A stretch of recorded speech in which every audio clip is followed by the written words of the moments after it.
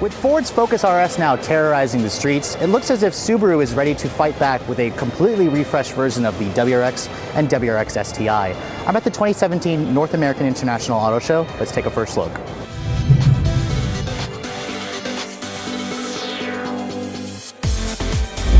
Now, when the current WRX debuted back in 2015, it became an instant hit for Subaru. I mean, the WRX and STI name is a big vehicle for the enthusiast market. So with 2018 now approaching, Subaru has made some pretty big updates. You can see the front end is where a lot of you are probably going to notice the difference. There's a new grille, a new front fascia.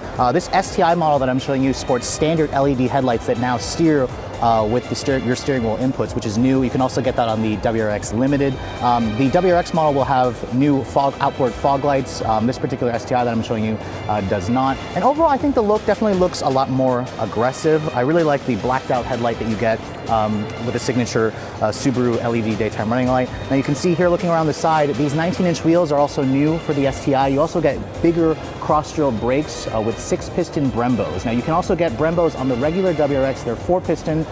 They're not quite as large, but I really like the fact that there are yellow painted calipers. Now coming around the side, unfortunately, Subaru still doesn't offer this car in a hatchback. You can only get it in a 4-door sedan body style, which I think is personally a mistake, especially considering that Ford is offering a hatch. And then you also can look forward to the upcoming Civic Type R, which will be a hatch as well. At the rear, the styling changes aren't really as noticeable. The taillights look the same. You still have LEDs. You still have this large wing on the STI model, which you can delete, I believe, if you guys don't want to go for the boy racer looks.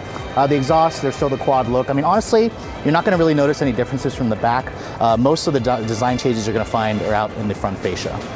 Now, underneath the hood, those of you who are hoping for more power will be disappointed because the engines haven't changed. The STI is still rolling on the same motor that Subaru has been using for the past 10 plus years. This is still the same 2.5 liter flat 4 turbocharged 305 horsepower. The WRX still has the 2 liter, the newer 2 liter with direct injection, about 268 horsepower. Expect an all new engine to debut in the STI for the 2020 model year when Subaru actually redesigns the car. But until then, it all goes through their symmetrical all-wheel drive system, a 6-speed manual only on the STI with a 6-speed manual or a CVT on the regular WRX. Now on the inside of the refreshed WRX and STI, Subaru actually says they made some pretty big updates and really improving the interior quality was one of them, upping the technology. Subarus in the past have never really had great interior quality, and this one definitely will impress you, especially if you haven't really sat in some of the newer products. You can see here there's lots of contrasting red stitching.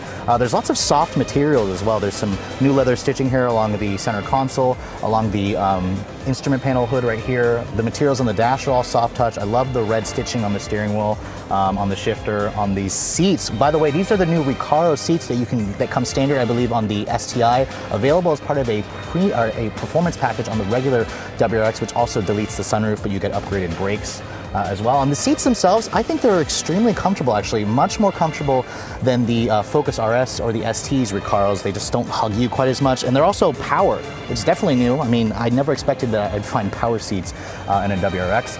The infotainment system is also new. Instead of the old 6.2-inch Subaru Starlink, you have the new 7-inch display.